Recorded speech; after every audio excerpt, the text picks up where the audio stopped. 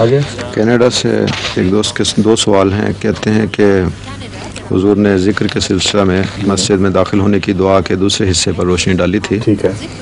اس دعا کے پہلے حصے بسم اللہ الصلاۃ والسلام علی رسول اللہ کے متعلق خاکسار کا سوال یہ ہے کہ غالباً سوائے کلمہ طیبہ کے کسی اور جگہ خدا تعالیٰ اور رسول کریم صلی اللہ علیہ وسلم کا نام یا ضمیر اکٹھا نہیں کیا گیا. یہاں اسے دعا کا حصہ کیوں بنایا گیا ہے؟ کیا یہ دعا الہامی ہے یا رسول کریم صلی اللہ علیہ وسلم نے خود سکھائی ہے؟ یہ بات درست نہیں ہے کہ سوائے اس دعا کے موقع پر جو مسجد میں داخل ہونے کی دعا ہے کہیں اللہ اور رسول کے ذکر کو سلام کی دعا کے ساتھ اکٹھا نہیں کیا گیا. وہ درست نہیں ہے. قرآن کریم میں اللہ تعالیٰ فرماتا ہے یا ایھا الذین آمنوا صلوا علیہ ان اللہ و ملائکتہ یصلون علی النبی یا ایھا الذین آمنوا صلوا علیہ وسلموا تسلیما. تو یہاں ان دونوں ذکروں کو اکٹھا کر دیا گیا ہے. حضرت اقدس محمد مصطفیٰ صلی اللہ علیہ وآلہ وسلم نے ایک موقع پر نصیحت فرمائی ایک بچے کو. غالباً ابن عباس تھے. وہ یہ ابن عمر سے ابن عباس ہی تھے نا.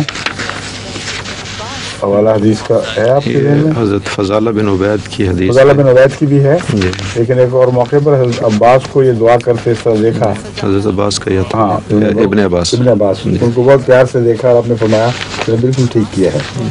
مضمون یہ ہے کہ آپ نے فرمایا کہ دیکھو دعا جب کرنی ہو تو پہلے اللہ کی حمد بیان کرو اور پھر مجھ پر درود بھیجو. پھر دعا کرو گے تو وہ دعا زیادہ مقبول ہوگی. بس خود حضور اکرم نے خود یہ طریق سکھلا دیا ہے. اس لیے یہ کہنا کہ کہیں اور ذکر نہیں ملتا یہ درست نہیں. اسی وجہ سے حضرت اقدس مسیح موعود علیہ السلام کو الہاماً یہ دعا سکھائی گئی. سبحان اللہ و بحمدہ سبحان اللہ العظیم اللہم صلی علی محمد و آل محمد.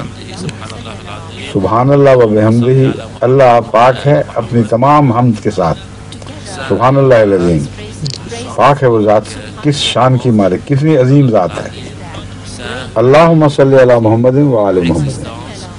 اللہ محمد رسول اللہ علیہ وسلم پر بھی سلامتی بھیج اور ان پر رحمت نازل فرما اور آپ کی آل پر بھی. تو یہاں بھی دیکھیں اکٹھے ہو گئے.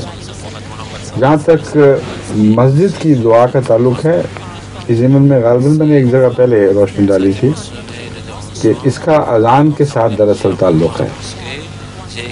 اذان جب ہم سنتے ہیں تو جو دعا اس کے بعد کرتے ہیں اس میں حضرت محمد رسول اللہ صلی اللہ علیہ وآلہ وسلم کے مقام محمود کے لیے دعا کرتے ہیں. اور اس کی وجہ یہ ہے اور وسیلے کا ذکر آتا ہے کہ محمد رسول اللہ وسیلہ بن گئے.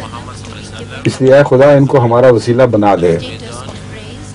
مراد یہ ہے کہ اذان کے ذریعے خدا تعالیٰ سے ملانے کا جو نظام جاری ہوا ہے اس میں محمد رسول اللہ صلی اللہ علیہ وآلہ وسلم نے ایک اہم وسیلے کا کردار ادا کیا ہے.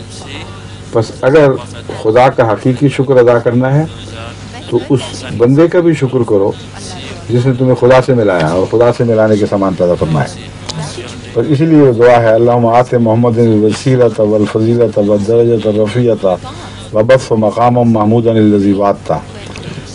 اس تعلق میں جب آپ مسجد میں داخل ہوتے ہیں تو آپ کو لازماً یہ دعا یاد آنی چاہیے.